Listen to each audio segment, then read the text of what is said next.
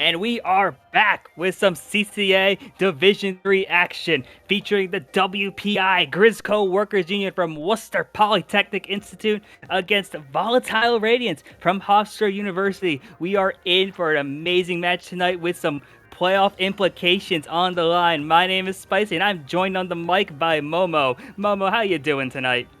I am doing wonderful. Thank you so much for that beautiful introduction. We got a very, very hyped set today. A lot of games on the line for Hofstra University if they want to cross off into this playoff for this season. And I'm just really excited to see, are they able to get this 4-0 for today and make sure they solidify that placement? What are your thoughts on this, Spicy? You know what? This was originally a week 2 reschedule, so I guess both these teams have the prep time now. And considering that what's on the line here, it's important to have that prep time. You're looking at a potential like a really big doomsday playoff situation. If Hofstra sweeps 4-0, they force I think like a 3-way tiebreaker for like the 2 spots in playoffs, which would be absolutely crazy. Meanwhile, for WPI, it's Grizzco Worker Union. I'm pretty sure for them is just win one game and they're in. But knowing that all you got to do is for Hofstra especially, like needing to go 4-0 against a team, Grizzco Workers Union, who has yet to lose a set, it could be rough. But we'll see how we're going into it because I guess we're really just get ready to play as we're heading right into game 1 here tonight. Game one here on Clams. Is this crab leg? This is crab leg. I'm not losing my mind. We see a Nautilus. We see some splashes on the side. And we also see a squeezer zap. We have some interesting weapons on the line here. What are your thoughts on this, Spicy? Yo, I'm looking at what Volatile Radiance is bringing out. I looked at the Squeezer. I'm looking at the Octo Brush. And, like, yeah, especially at the collegiate level, you don't see those very often anymore. Squeezer, yes, it has Zuka, has gained some traction now. But Octo Brush especially, you don't really see too often. And you're looking at this, just trying to finding a pick on Miss L, finding a double onto Mortis also. This is amazing play already from Volatile Radiance. Looking to keep this going and get some momentum, keep their playoff hopes alive early on. That double will be so crucial here. As you can see, Volatile Radiance starts stacking up the claims, but as I say this, they have 2 down with only 1 claim left, and Grizzco Workers Union already preparing their push with 11 claims on their side. They have a crab ready. Let's see if they're going to be successful with this push here. Yes, and you see the crab come out now from Grizzco, trying to just find something, just trying to figure something out here in this opening minute. You see a 2-down situation now as Volatile Radiance. Now 3-down situation as Volatile Radiance is really able to start making something going, but don't have any clams ready to be built up yet, not able to really make a push. It's got to allow for Grizzco Union to really just start getting their way back into mid. You see them really, it's an absolute just firefight into mid right now as both these teams are just trying to establish the position. The suction bump's going to force some people away. The cooler out for Volatile Radiance is trying to just find some picks off. You're looking at both teams just firing shots in neutral. Their power climb is finally built up for Grizzco, and now having the crab and the Zuka ready, I wonder if we're going to be looking at a potential push soon. Just looking at these weapons that both teams have brought up, we have a double Zuka on the side of Grizzco Workers Union, and we have a single Zuka with both teams also having a crab here. And these specials are very strong on a map like this, where especially towards the basket, it's a very linear narrow point that allows you, if you just hit that shot and you get a pick, you can really force in this push. And I'm really curious if either team is going to really try and do this, as we see both of them sort of in this firefight right now for mid, and both of them constantly getting special, but not a team really being able to push up here past the midpoint.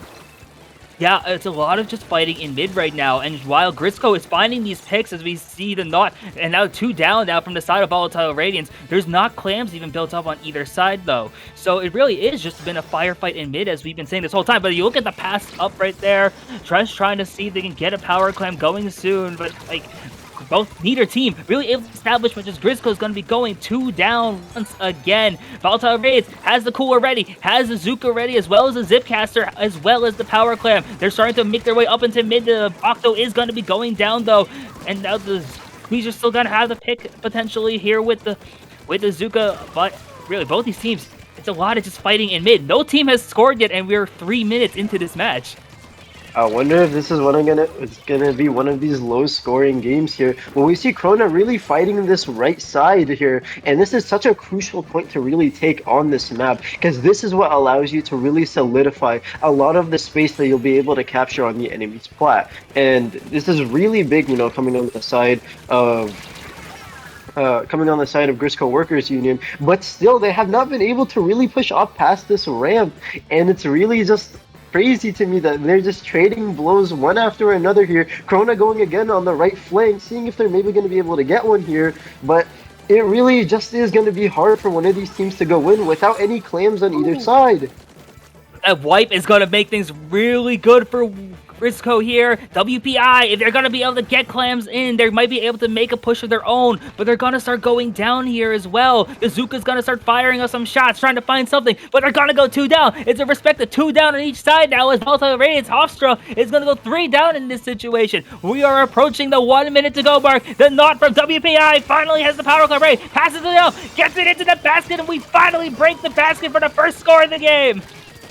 Hofstra University here, they're in a tough spot. They need to be able to make sure they shut down, and they do manage to get this shutdown. This is really big. With only 40 seconds left, they need to get a push, and they need to make sure that they pass 77 if they want the spot in playoffs. Already with a very stressful start to this set, but Volatile Radiance does not look like the stress is reaching to them at all as they continue to really take these fights with full confidence. We have a Zipcaster ready on the side of this Octobrush, 3 specials ready, 2 specials coming out. As I say this, what do you think is going to really happen here? Oh my gosh, you see the Zipcaster from the Octo trying to go, gets in that pick as well, and there's the 2 power claims, right? It's a 2 down situation now for Grizzco, and we're looking at approaching the 10 seconds to go mark. I don't know what's going to happen here, but it's got to be just enough to break the basket at least. And if they're going to be able to take the lead here at Volatile Radiance, Hofstra's going to keep the season alive here with a comeback win in game 1. Wow, what a game. That was so beautiful, so well played, and a perfect display of it is never over until it is actually over. That Zipcaster had such a strong impact, getting to there right at the end, allowing Hofstra University to really push up that ramp, getting power in. We have an instant replay coming up right here as we see, lots of specials on both sides of the teams, but with this firefight in mid, Hofstra University does not cave to the stress. This was the Zipcaster we were earlier talking about. Just seeing them get this first pick here, zipping in, getting the second pick right before it runs out. It was so crucial having 2 down on the side of Grizzco Workers Union with 1 going down in mid. This is a delayed wipe on this side, allowing them to really get that push and advantage up. Yes, and you see that once they broke that basket, because how well defense was for both teams really, up until like the last minute of the game, it was an easy comeback, honestly, for Volatile Radiance. Hofstra was just able to, they needed basically the bare minimum, just like 2 clams after the power, and they had the pity as well, so good game 1 for Hofstra. Their playoff hopes are still alive. We have to keep in mind, they gotta go 4-0 to force a chance into playoffs, which would be absolutely insane. But now we're going into Splatzone's Barnacle and Dime. Do you think we're gonna see any weapon comp changes from either team here? I'm really curious as, on the side of Hofstra University, they have a Tri-Nouveau, they also have a Brush and a Junior player, which seems like weapons that really can force the aggression here. And in a map like this, where it is kind of very small paced, and after you pass the zone, you really need to lock out your opponent here, and getting locked out is super easy. But we also see a Forge and an 85 on the side of Hofstra University, and I'm really curious, are these weapon choices going to slow down their advantage here, or are they still going to be able to match up the pace and really push back Grizzco Workers Union here to, really solidify their lead here on zones? Yeah, now that you bring up the whole weapon pool, now that I'm looking at it, actually, is Octobrush even listed for Hofstra here, or was this just some to say, this is like the secret weapon that no one knew about. We bring it out in the reschedule, I guess, and it's working. You saw the Zipcaster, how that just came out all of a sudden, really led to that comeback win. I'm wondering now, are these weapon pools even updated at this point? If we're gonna be in for some more surprises, that would be incredibly fun. I would love to see some more surprises. It looks like we're gonna go straight in. Hofstra University already up already. It looks like they have the confidence on their side. Oh, never mind. The commentator's curse strikes once again. However, I'm really curious to see, are we gonna see some street flanks? Are we gonna see some quick mass murder at the start of this game? Are we gonna see some crabs maybe? Again, both teams do have splashes, which is very interesting to see as, you tend not to see a lot of splash players recently, as Tri Nouveau has really gone up within the meta, with Cooler as well being a very crucial special for a lot of teams to play. And I find it really interesting that both teams are still running splash this late into the season. Oh, for sure, yeah. I think running splash at this point is just like a consistency weapon, I guess. It's like no matter what meta we're in, splash is gonna at least gonna be somewhat viable at least, and crab is gonna usually have a place. I think especially in like zones, just having that painting power might be really important here. But we're gonna get a chance to really see what are the adjustments being made. Maybe we're gonna see a much more like aggressive game here with a lot more points being scored. But who knows here? We're gonna get into this game too. And what stands out to you so far as we look at the comps? I see a Oh, it is the Zap, I Forge. see an X-Flow, which is, a weapon you don't get to see a lot, but definitely one that can be very, very detrimental here on the side of zones. However, it is a slightly slower comp, so I do want to see whether this talk about speed and being locked out does apply here, with again no major deaths happening currently in the game. Grizzco Workers Union being able to get that first cap, and just looks like a little bit of stalling mid play right now. Yeah, now that we bring up the whole like weapon pool again, Explo is also not listed as far as I know. And now WPI is gonna gonna be able to get the lead here and really start pushing up after that wipe situation. And with this kind of map especially, this is a potential for a massive lockout here, honestly. As you're looking at WPI really pushing up, the Zuka from Volatile Radiance is doing what they can to just fire some shots and push them back into mid. But right now, it's an all advantage for WPI as the rain comes out, really just putting in some extra chip damage. You're going to try and find that 1v2 situation, not going to be able to be enough there. But now a 2-down situation for WPI. Volatile Radiance is going to have to do what they can to really get back into the mid, because look at it, it's already 30 points to go for WPI. Only 30 ticks left. They need some sort of special, some sort of coordination here to be able to take down Grizzco Workers Union. They have 2 down on the side, make that 3. A slight delay here with only 10 ticks left. They need to be able to have this cap, and they do succeed the cap here. And this is really good for Hofstra University now to try and get a reverse lockout here against Grizzco Workers Union. Yes, and we just saw earlier how the lockout was massive for WPI and Grizzco, but if Hostra's able to do it right back, they can make the most out of this and force them to maybe make this comeback win here. You're looking at the lockout now starting to happen as Hostra's like working their way, trying to force their way back in the mid. But the strikes come out from WPI. It's gonna be able to neutralize the zone. I don't know if it's gonna lead to a cap yet, but it's a real close right now. The Booyah's gonna come out. I don't know. It's not gonna be enough in time as WPI is gonna have the zone and now they're trying to work their way through this penalty. Once again, it looks like the lockout is coming from Grizzco Workers Union, and with not the full time left, only about 50 ticks with the added penalty. Volatile Radiance needs a plan to go back in here. They have 3 down on the side of Grizzco Workers Union, and it looks like the plan is coming to fruition with the Zipcaster coming out once again. We saw this last time make a change. Let's see if we can see it this time also making a change. Almost able to cap the zone. They get that cap, and now they really need to just push back Grizzco Workers Union to really solidify their lead, but they seem to be struggling in being able to do that. Yes, as you see them trying to work their way out of their penalty, at least ends up being another zone switch. WPI, Grizzco Workers Union is going to have control of the zone once again. They're going to try and do what they can to work their way out of the penalty. And there's few players are going down here. It's a 2-down situation for Hofstra. And WPI is really just starting to work their way into this once again, of a lockout situation with a 3 down on Hofstra here. And you see them working their way up, throwing bombs to like limit entry points. The Octo is going to do what they can to try and force their way with that flank, trying to get up there, but they're gonna get sniped out by the Zuka. That special has been so dominant in this game for good reason, and I think this could be the end of playoff hopes right here, as it does look like WPI is going to be able to hold on this 2-down situation. It does look like it's still gonna be quite enough, as a Booyah Bomb is not gonna be enough as WPI takes game 2.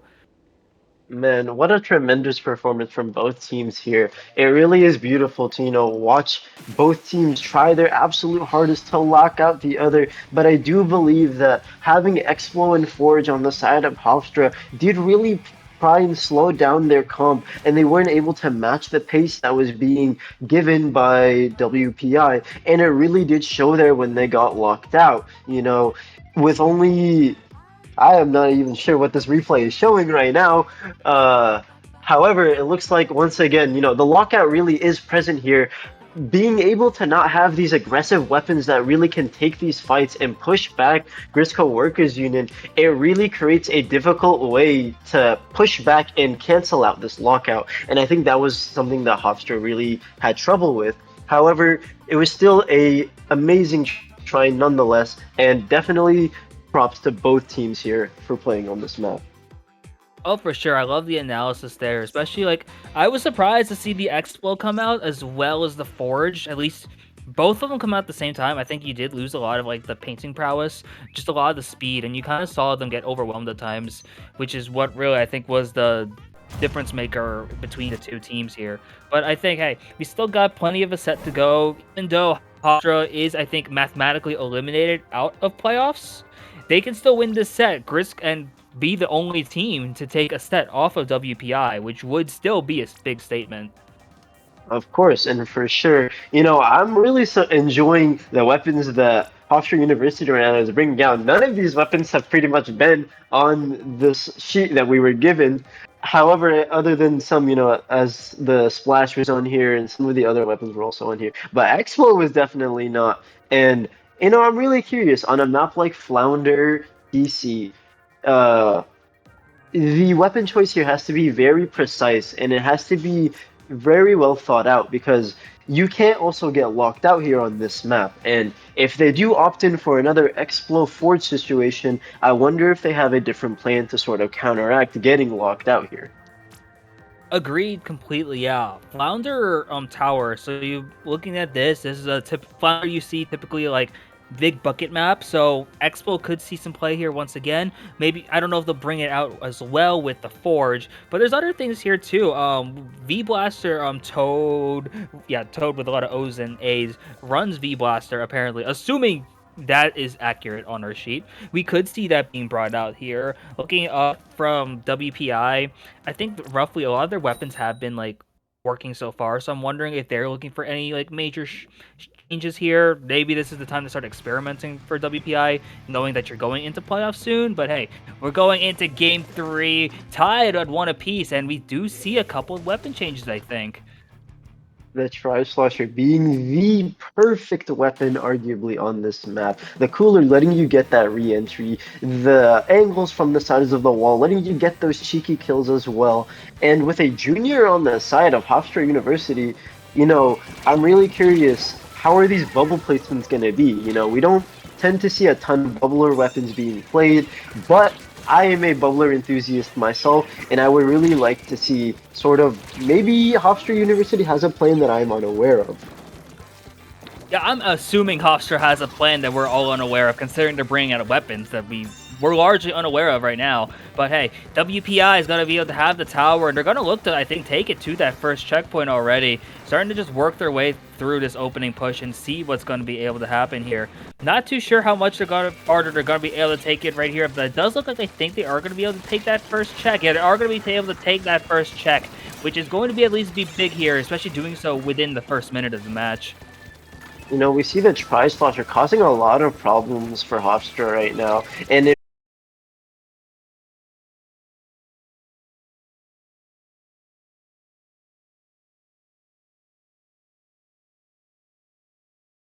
as well. So if they're going to be able to make a push soon, that will be critical. But I'm not sure, not quite sure what they're going to be able to do here, as the tower is going to be already back in WI territory. WPI is going to keep working their way up to this second checkpoint. Gonna see what they're going to be able to do here and just try to keep going with this push.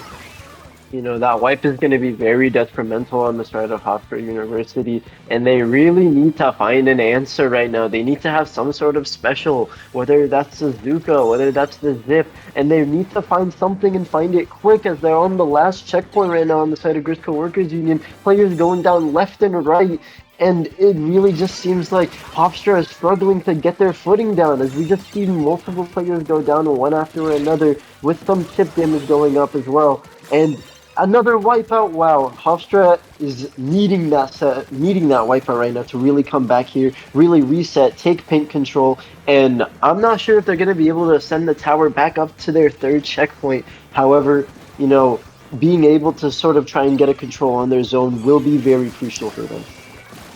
Yes, I think that wipe was going to be massive for them, but it's a 3 down once again, though, which is going to make things a bit difficult for Hofstra as they try to make their way through this push. We're less than 2 minutes to go in this match right here, as WPI still has a pretty significant lead as Volatile Radiance has to work through quite a few checks. The tower is still over in mid, and you see an absolute firefight here just trying to get the tower, and I think that's going to be... Hostra's going to be able to have the tower, yes, and they're going to try and finally work their way over. They're going to get past this first checkpoint, and are we going to be able to see a potential snowball here? They're working it past the 60, it looks like. They're in the 64, a 2-down situation for now for WPI. They're finally getting some time to cook, and they have the Booyah Bomb online as well to potentially make this last push interesting here. You know, but you see Grizzco workers unit coming all around from all angles, being able to really flank them, get every single side surprised. But the brush is still here on the side of Hofstra University, being able to get a little of that second checkpoint push down. But it looks like this is going to be the end of their push with that section being able to get 2 down. This might be a crucial way for Hofstra to re-enter here and try and take up this sort of presence that they had earlier coming down. Players going down on both sides. Hofstra University being able to get the 2 down here is massive, pushing the tower back with only 40 seconds left. They need to get this push and they need to get it strong.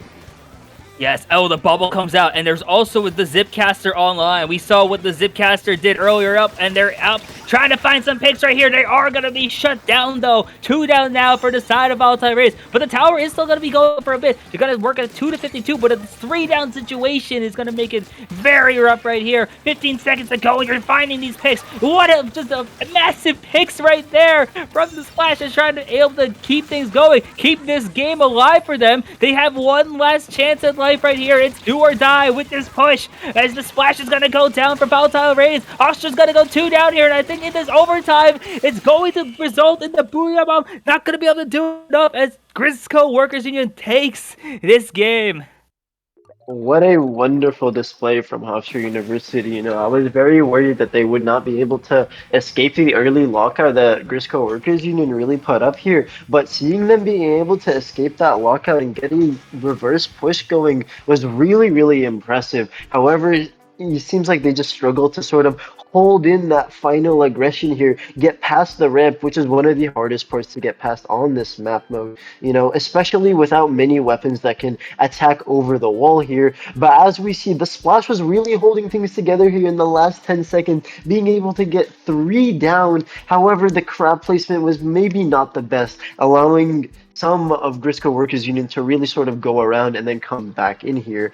And I was very curious why we didn't see a lot of Hofstra University sort of pushing up and really taking a lot more aggressive space. You know, there was a lot of fights going on specifically where the tower was on the ramp here, and they might have been able to get more advantage off if they did sort of fight around the left or maybe even take past the ramp. However, still a wonderful game from both teams, and I'm excited to see what they bring out on Rainmaker Undertow. Yeah, I'm really excited to see what we could have for Rainmaker Undertow here. For both teams, I'm looking at the weapon pools now. Obviously, the weapon pools mean nothing, I guess, because we're just seeing crazy weapon pulls, especially from Hofstra, like at this point. So maybe we'll see more I think we'll see more Octobrush at this point, considering Undertow has some solid ground for it. Might help with the potential Rainmaker pushes as well. And then from the side of WPI, I think what they've been rocking so far has been pretty good, honestly. But maybe we're gonna see some like weapon changes. Maybe we will see Vanilla Dapple Dually, for example. Maybe that's gonna be the cooler option for them going in here. But really, this is the time to experiment for both teams. I'm curious to see what we're gonna have coming out here. You know, I'm very interested to see, are they going to bring out one of the rollers? You know, WPI has a lot of rollers listed on the sheet, And it seems like we have a Flingza, we have a V-Roller, and a Carbon Deco. And I would be very interested in seeing what mayhem this roller can cause against Hofstra University. But there's also Glugas on the side of Hofstra University, which I would love to see. Glugas are a weapon that's not played a bunch, not only outside of comp, but even in the general casual scene. And so I love to see Glugas whenever I can. They're a pain to fight, I can say that confidently, but they are a weapon I love to see. And with only 20 seconds left, these teams have to figure out what they're going to run, and I hope they have a plan for Rainmaker Undertow. Oh, for sure. Yeah, I think both these teams probably have a solid plan going into Rainmaker Undertow. It's a relatively common map, especially for Rainmaker. You see it in a lot of tournaments. It's been a CCA staple, I think, for quite a while as well. So this is like a map teams are definitely map modes teams are definitely prepared for. Definitely have a game plan so ready. So now we're gonna get a look at some weapon changes as well too, and see what we're gonna be rocking here for this game 4. You know, we see a lot of interesting weapons. Mrs. L really sticking on this Nautilus, and I'm really impressed because the Nautilus has been working for them. And we see Pop goes down instantly, and already we have kills going down left, right, and center. Zuka's coming out, and WPI already trying to get this fast push on left. And even though Krona is struggling to fight 2v1. The Rainmaker on Krona was actually kind of insane, being able to get down 2. We see the Carbon Roller come out as well. Got the first check already on left with only 30 seconds in the game. This is going to be a rough start for Hofstra University. Oh yeah, and with this aggressive Zuka placement too, really adding a ton of pressure. They're already at the 42 here, trying to push it even further. They are gonna go 3 down, which will end that initial push though. But that wipe is critical for Hofstra. But WPI, what a push for them right here in that to make that opening statement in the first minute of the game, getting that check, adding on some more points, and really establishing a ton of position because Volatile Radiance, they really have to work their way through mid, get some paint control, get some pathways possible to make any comeback of their own right here. And with the specials coming out right now, with Mario on the Carbon Deco, with having that Zuka just adding a ton, if it was for that they were going down right now by the Crab, that could have been disastrous. But Hofstra's doing what they can to potentially keep this game alive as they pick up the Rainmaker, look to go onto the right side and get a check of their own.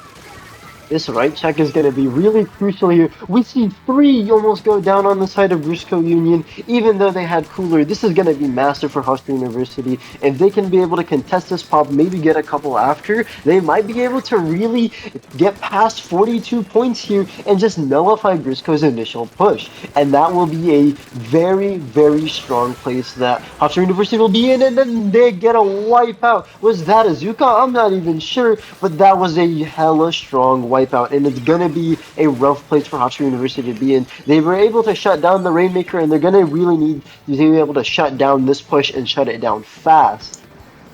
Yeah, and I think putting them into a 2-down situation is going to help with that. At 3, make that 3 down right here, as it does look like Hofstra's going to be able to pop the bubble, pick up the Rainmaker, and try to get some points of their own. We're 2.5 minutes into the game now. We're at the halfway point. Both teams have a checkpoint broken. So really, it's just a run at this point to see who's going to be able to make things happen here. Zuka's going to be able to find a pick as well. Mario is going to go down due to the trade, though. The Rainmaker will also go down. Hofstra is doing what they can here, but the game gets at least 2 down in this firefight right here. As you see, Krona just doing what they can to shut down a potential Hofstra push. We're approaching the 2 minutes to go mark. Crab's going to be put out, trying to force the situation and just force some defense here. But it looks like in this fight for mid, fight for neutral, really just an absolute just insane game still going on right now.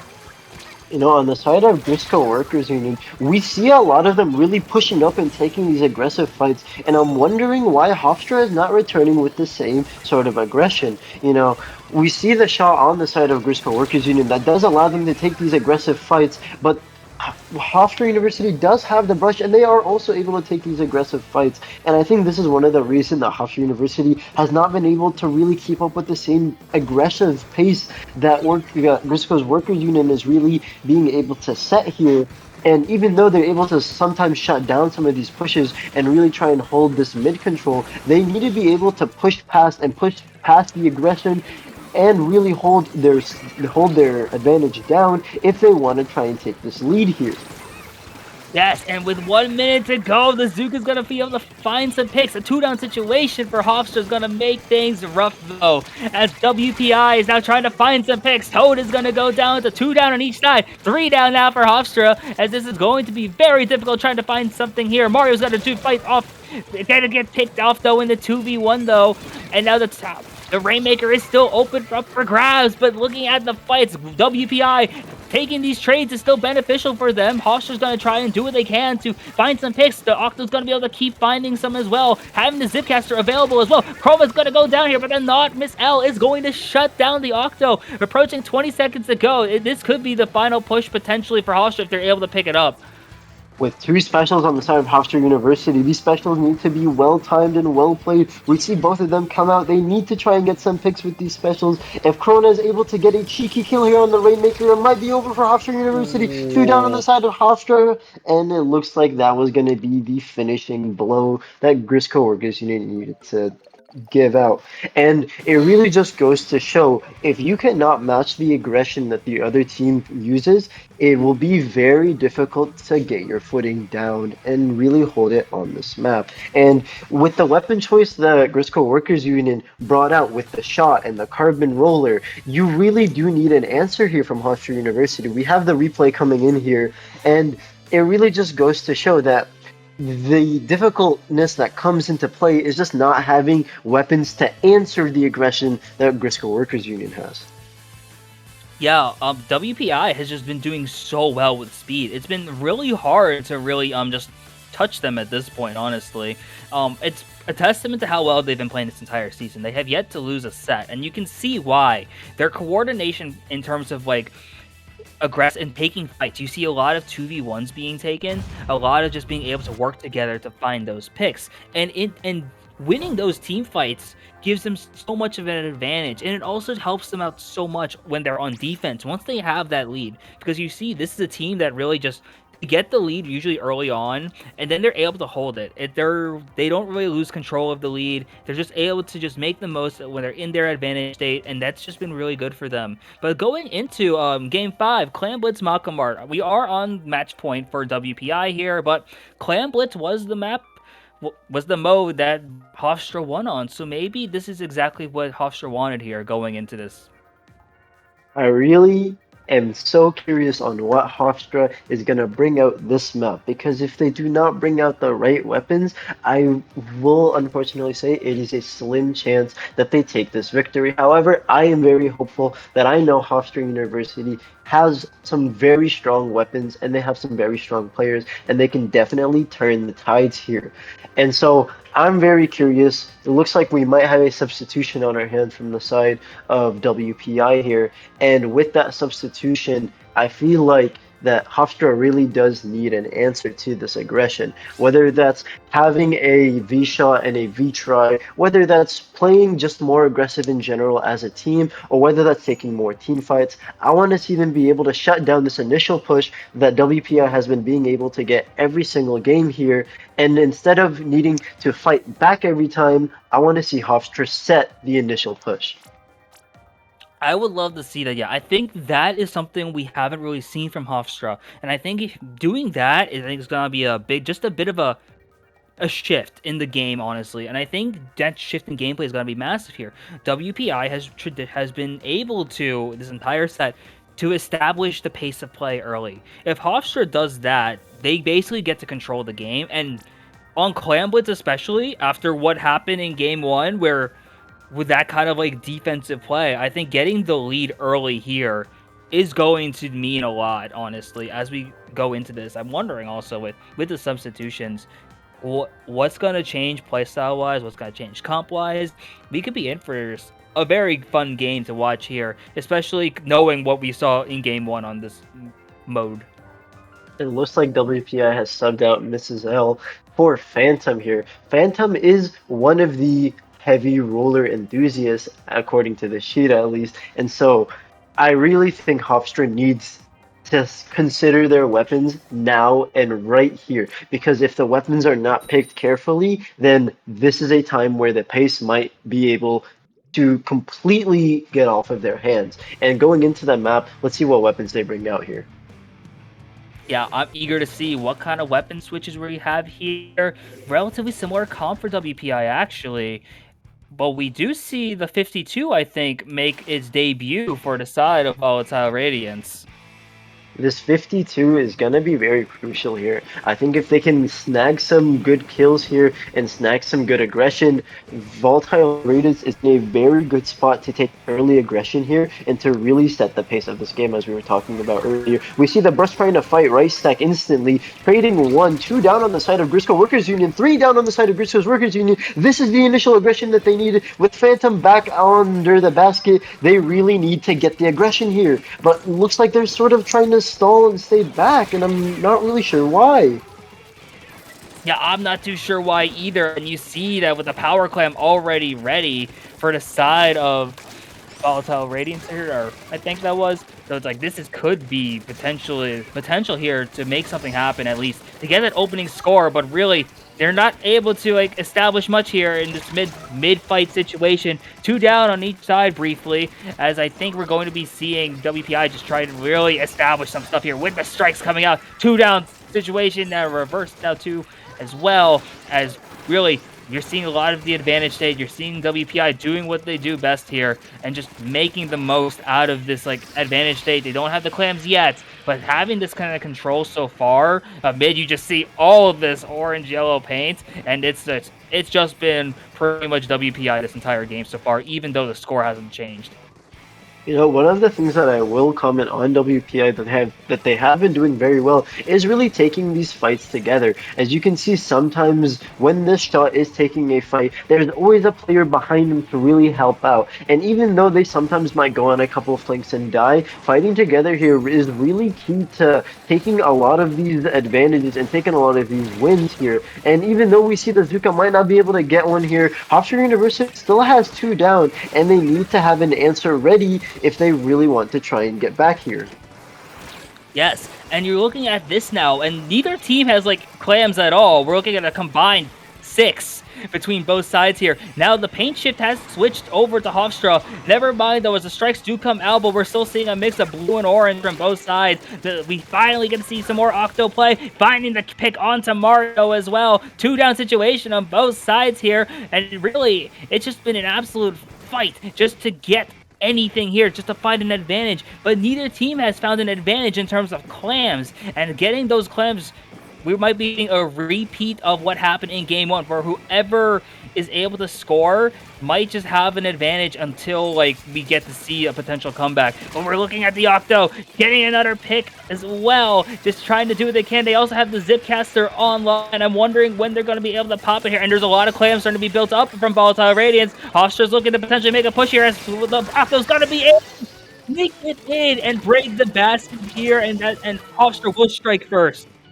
The brush has been a crucial part of this team on the side of Hofstra University, really being able to get those initial picks and set this initial presence. This is what Hofstra needs right now, and now they just need to respond with the correct defense. As you see, WPI really fighting from all angles here, trying to come in from all sides. Hofstra really needs to be able to slowly take them out one by one, but it doesn't seem like they'll be able to, because now WPI is back to fighting as a single unit, causing Hofstra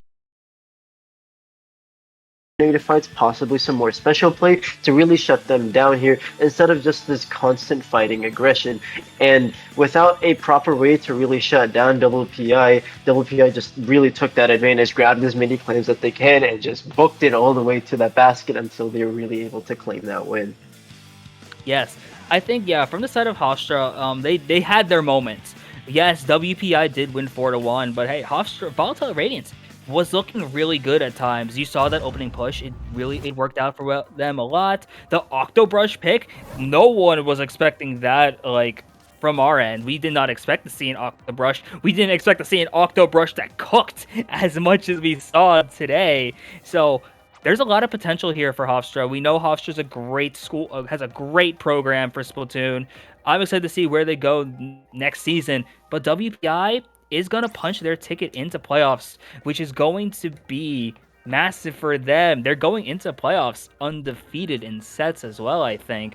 So I think we're going to be going into the playoff 7 here. I'm wondering if maybe this is an experimental time for either of these teams. Maybe we're going to see some fun comps. It's a fun tradition to still in CCA, which I am such a huge fan of. But hey, we're going in for some more Splatoon. We still got a couple games left.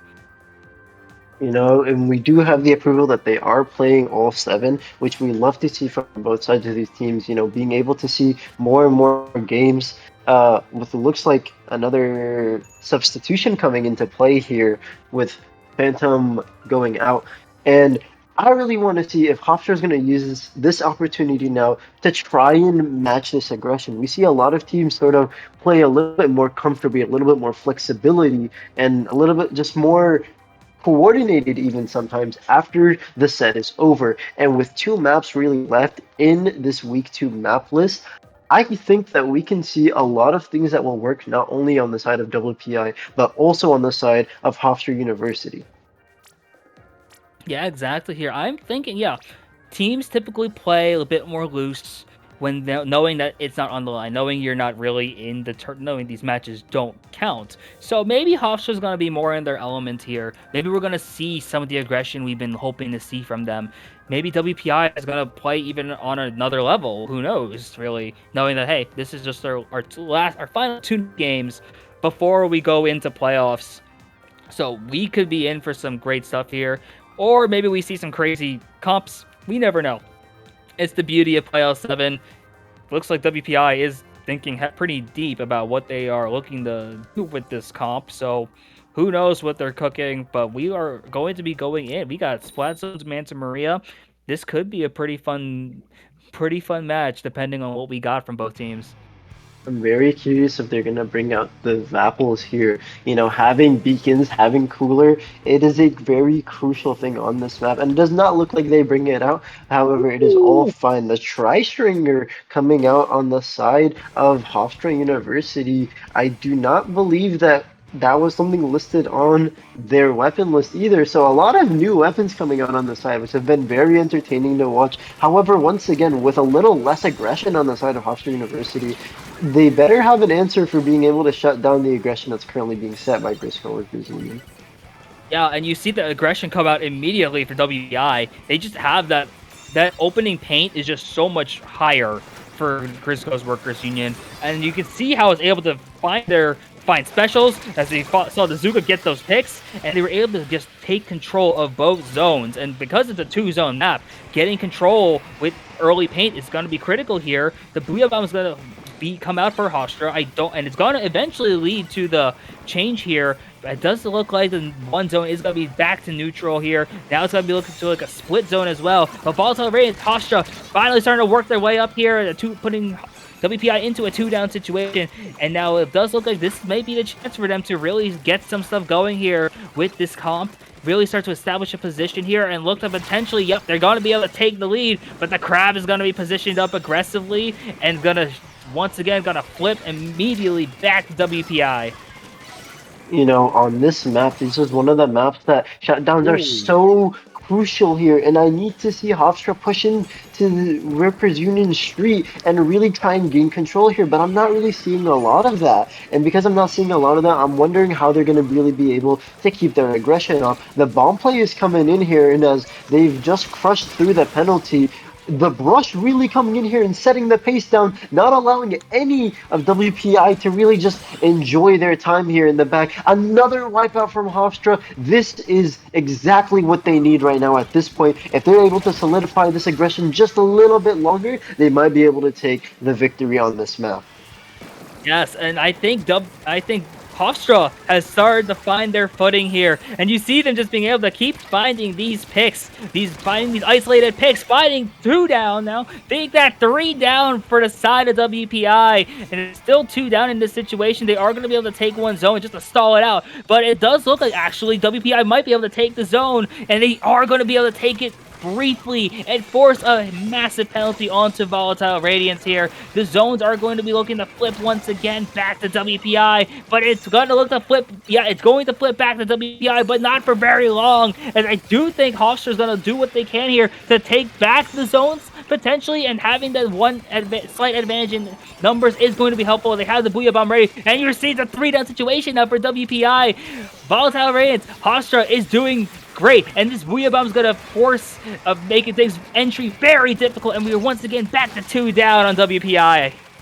You know, I love this aggression that I am seeing from Hofstra. This is what I've been wanting to see during their set, and I'm still happy that I get to see it now because I know that they were capable of it. There's a lot of capable players on here. Even the Forge here, taking these aggressive fights. Sometimes you really do need to take these fights and really hold this aggression. The penalty almost over. WPI, with only a couple seconds left, really needs to get in here, really needs to try and neutralize one of these zones, whether that's a special, whether that's something. They're trying their best to neutralize the zone. With only 2 ticks left, they did cap the zone, but they recapped. Hofstra University will take the victory on this map, and it looks like this aggression is what they needed to really take point. Yeah, I think it's crazy to see that Hofstra was doing a lot of this aggressive play with what is typically seen as a relatively slower comp in comparison. Playing more for range, having the Tri-Stringer, having the Forge Pro. We saw the map comp, we saw the team comps immediately from the map. And it was like, we saw that WPI has this higher paint output and led to them getting the early lead. But Volatile Radiance, Hofstra, once they were able to take control, there was multiple moments where they were just cruising at that point, just able to establish control, get consistent picks. And you saw that even towards the end, when the crab came out for WPI, it was going to be able to neutralize a zone, but Volatile Radiance, Hofstra, found those picks, found what they needed to do, got control, and that's the shift that we've been hoping to see this entire set so far, as you've been mentioning. You know, and I think the Stringer coming out was actually one of the reasons they were able to match this aggression. Stringer having missed really does slow down enemies and causes a very difficult sort of entry point, especially on a map like Manta, where you can either go through the bunker from the jump or from the ramp. And being able to get a miss down on just maybe even the ramp really shuts down a lot of the entry point. And I think that is one of the very crucial factors that helped Hofstra really be able to match this aggression, especially in mid. And I am very impressed with that performance that Hofstra brought up, and I am just amazed that they were able to do it this well. And so now on the final map of the night, possibly, we look to go onto TC Museum. What are your thoughts on this map mode, Spicy? So, typical Museum, you see it a lot for Clan Blitz. You see it occasionally in Tower, actually. And I think in CCA, you see this actually kind of often, to the point where teams like Hofstra and WPI, who have been around in the league for a while, this is actually something I believe they should be comfortable with. So, it's not exactly the most common map mode anymore in terms of the greater tournament scene, but because of these teams who both have like a history in CCA, I think it's interesting to see like how they approach this. Especially now it's a playoff 7. We don't know if they're going with their game plan. We don't know if they're going to be pulling out something that we have not seen on the weapon sheet. Maybe we're going to see Miss L rocking the reflux. Who knows? We will see potentially anything here. I'm interested to see what we got, because both these teams, we saw they have been having great moments this entire set. And really, no matter what weapons they're bringing out, there's some amazing plays happening and good strategies being formed, whether that be in the moment or through the weapon comps being made before the game. So we're in for a good game regardless of what is being picked, I think. I cannot agree more. This is gonna be a amazing way to end out possibly this set.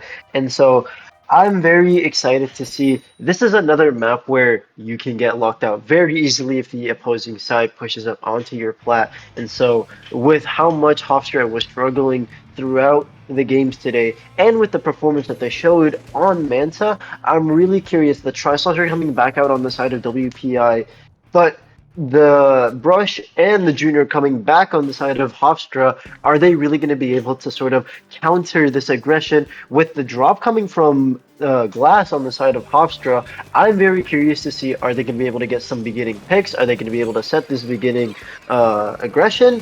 Or is it going to be sort of like what we've seen throughout the night?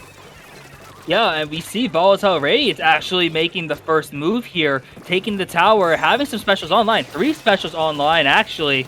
We have 2 of them coming out. The Booyah Bombs are getting ready to be fired, and a 2-down situation now on both sides as well.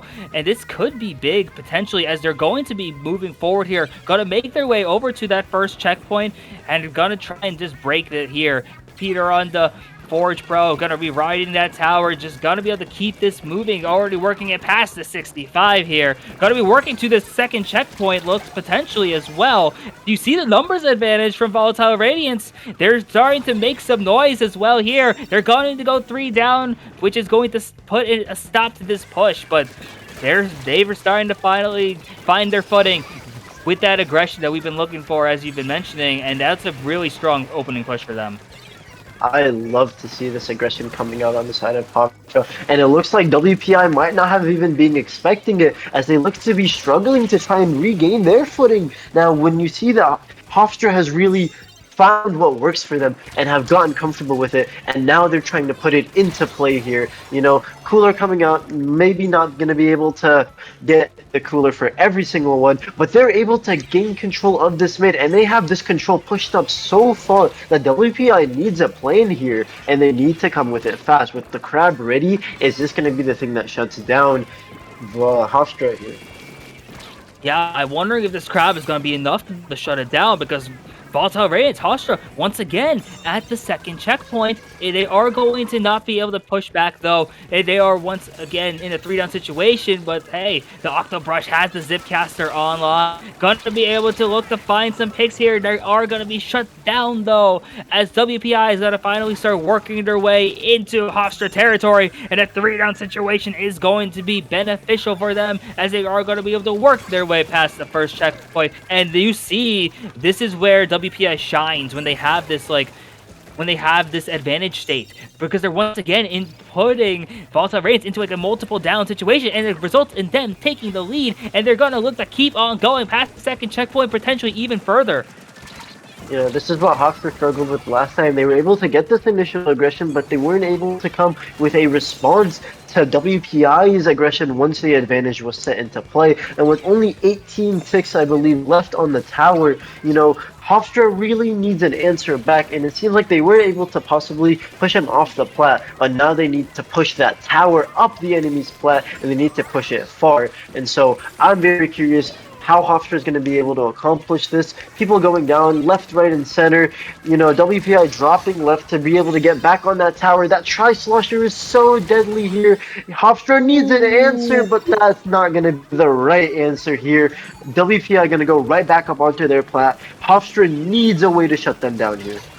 Yeah, they need to start establishing some footing right here, because they're going to be going multiple down once again. WPI forces another 3-down situation, and they're now, while being 2 down themselves, the tower is going to still look to keep on moving as well. They're going to be able to work their way towards the third checkpoint. Going to break past it right here, and this is the march to the finish, as I like to call it, because that's going to be it, as WPI takes the last game of the Playoff 7. Such an amazing display from both of these teams. Really being able to see the aggression come out from both sides, being able to see some great defense in terms of being able to hold down this neutral in middle, but it also has to come to an end eventually. And that's really the display that WPI gave us there for some of these games, you know. And I really have to give credit where credit is due for Hofstra University. They were able to get that aggression that I had been looking for, and they were able to do it well, but they also have room for improvement in terms of really solidifying their defensive strategy. But they nonetheless gave us a beautiful display of Splatoon, pure Splatoon competitive gameplay here, and both teams played immaculate today. And what are your thoughts on this, Spicy? You know, seeing this final replay here as WPI try and get this ending again. What are your thoughts? You know what? This was just a great game overall from both sides here. I think what really just worked out for WPI is just the strength from their advantage state. Really being able to make the most out of like every advantage they had. Because you see that once they find these like situations to like get a push in, they're able to force the enemy team into like multiple downs consistently. It was so hard for Hofstra to get back into the game once WPI just really started making this push. And that last 2 down situation, I think, actually was the big kicker for them as WPI was able to just keep up the advantage, just having the specials, having this, being able to consistently win team fights and make and just like extend that advantage has just been critical for them. And I think WPI, they're undefeated in this division for a reason, and they are going to be a massive threat going into playoffs for Division 3. I cannot wait for these playoffs to happen. I know a lot of these teams that have shown great display of team play, of special coordination, of painting, of objective play. Seeing them all clash together is going to be an amazing feat, and I cannot wait for it myself. And I'm sure you can't either, Spicy. And I think this is going to be our time to sign off for tonight. We had such an amazing game today. My name is Momo. I loved all you guys. Thank you all for watching.